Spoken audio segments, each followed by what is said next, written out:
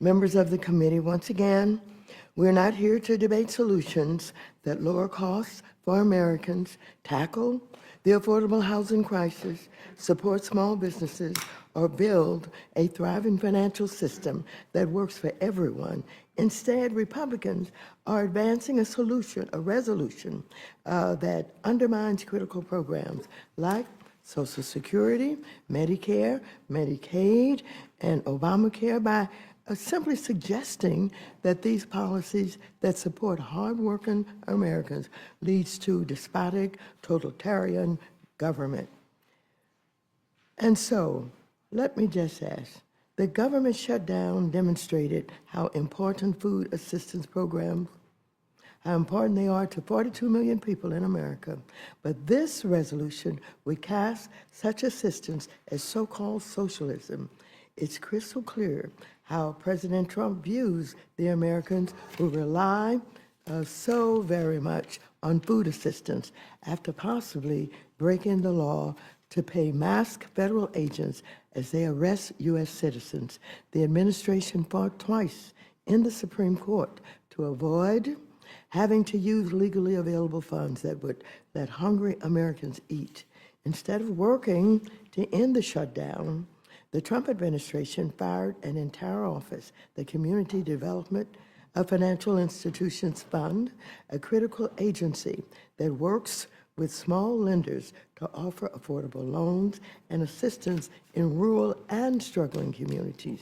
Trump's action was so outrageous that more than 220 lawmakers in Congress, including 102 Republicans, rebuked the president.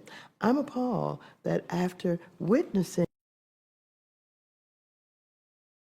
Americans struggling during their 2-month paid vacation, they're gutting even more programs that Americans depend on instead of taking action to lower the cost of living. And it couldn't come at a worse time. This past October saw the highest level of job cuts since 2003.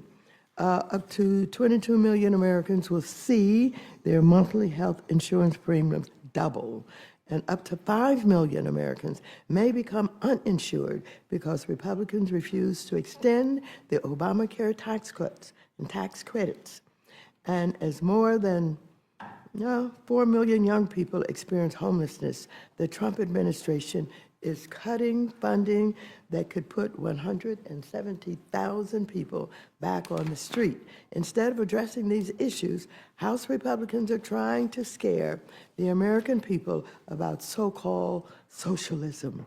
Now, everyone here agrees that we should denounce brutal dictators like Stalin or Pol Pot, but the sponsor seems to have forgotten history's most terrible dictators like Adolf Hitler. And why aren't we denouncing modern-day dictators like Putin, who has for the last 3 years terrorized Ukraine and his own people? Why aren't we denouncing President Xi of China, who runs concentration camps for ethnic minorities? Because maybe it's because Republicans know that President Trump admires both Putin and Xi. Or if my Republican colleagues are so concerned about socialism in the U.S., why not denounce the actions we've seen in the last year that follow those dictators' playbook? President Trump has targeted the free press, targeted universities, our fair legal system, forced the Justice Department to prosecute his political opponents, sent mass federal agents and military into U.S. cities, such as mine, arrested and detained Americans, including children. He's also demanded the government be given ownership interest in American companies like Intel. If that's not socialist, I don't know what it is. And he has undermined the role of this body, blocking funding that Congress passed into law. And like other modern-day dictators, the Trump family is finding countless ways to personally benefit, using their own stablecoin and other cryptocurrencies, even as Congress considers legislation and regulators writes the rules. In fact, The Trump family is more than $1 billion richer from crypto alone since taking office. And while Americans struggle to put food on the table, Trump is building a golden ballroom in the White House, spending $40 billion to Argentina, sending it and hosting Great Gatsby-themed parties at Mar-a-Lago. Okay, all right. And so none of this, anything in this resolution, does nothing to lower costs in America. So I urge my colleagues to remove this resolution and instead simply ask a no vote and allow amendments instead of passing a closed rule.